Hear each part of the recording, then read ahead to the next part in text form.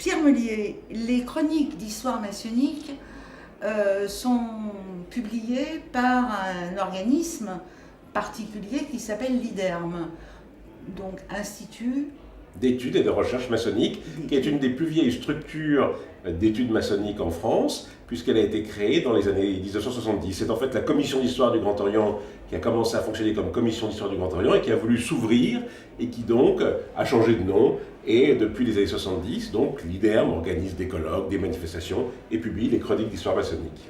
Alors est-ce que vous pourriez nous dire comment fonctionnent ces chroniques d'histoire maçonnique et peut-être aussi comment fonctionne l'IDERM, c'est-à-dire est-ce que vous avez un programme de recherche sur une année ou bien est-ce que ce sont des éléments de chercheurs année après année que vous proposez aux lecteurs?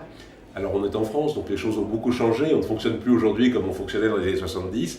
Donc le principe de l'IDERM, c'est d'étudier le fait maçonnique et on pourrait dire le fait social. Il y a d'autres structures auxquelles nous pouvons participer les uns ou les autres qui étudient l'histoire des rituels, l'histoire de la symbolique, ces choses-là. L'IDERM, elle est focalisée sur le lien de la franc-maçonnerie avec la réalité sociale. Alors, naturellement, ça traite des liens entre la maçonnerie et par exemple la vie politique et sociale, mais aussi la maçonnerie et la littérature, la maçonnerie et tel ou tel personnage, on publie des biographies. Mais ce que je veux dire par là, c'est que les chroniques d'histoire maçonnique n'ont pas dans leur champ de domaine l'histoire des rites, par exemple, ou l'histoire des grades.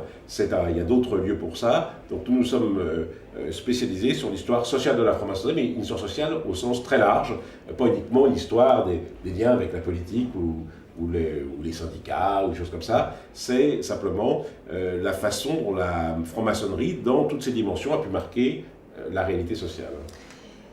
Est-ce que, donc, à l'IDERM, vous avez donc des conférenciers qui viennent, est-ce que, donc, il y a un lien direct entre vos chroniques d'histoire maçonnique et vos conférences à l'IDERM? Alors, de tout temps, en tout cas depuis 1970, il y a bien sûr un lien. Ah, ça c'est une constante. Un lien entre les conférenciers qui animent des séminaires de l'IDERM et puis la revue, mais ça a été plus formalisé, puisque depuis cette année, l'IDERM organise 3 conférences historiques et un colloque.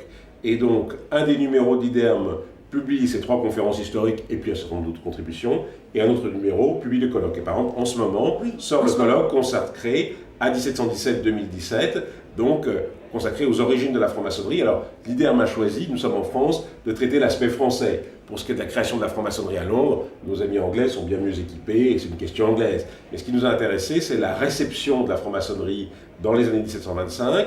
Alors par exemple, il y a une très belle contribution sur quelles étaient les relations de la France et de l'Angleterre à cette époque et l'image réciproque de la France et de l'Angleterre. Quand la maçonnerie arrive en France, on sait bien que c'est une institution anglaise. À quoi on accroche l'Angleterre dans l'imaginaire en France dans les années 1725-1730 ? Donc c'est une contribution. Une deuxième contribution, par exemple, c'est un travail sur les traductions des constitutions d'Anderson. Comment ce texte fondateur en Angleterre a été adapté, traduit de façon assez différente finalement selon les éditions en France. Donc vous voyez, c'est un colloque, alors il y a d'autres contributions. Oui, on peut très bien avoir donc de l'imaginaire social ou bien de l'historicité. Exactement, c'est nos champs. Et alors, on a aussi publié des biographies. Par exemple, on a publié une belle biographie d'Oswald Wirth, on a publié un dossier sur franc-maçonnerie et littérature. Donc, le champ d'investigation est très large. On a publié, par exemple, la première étude, le premier dossier sur la franc-maçonnerie et l'architecture, les temples maçonniques. Alors maintenant, c'est un domaine qui s'est ouvert à la suite de notre publication, il y a différents travaux. Mais la première fois qu'on s'est intéressé à l'architecture des temples maçonniques, c'est dans les chroniques d'histoire maçonnique il y a une quinzaine d'années.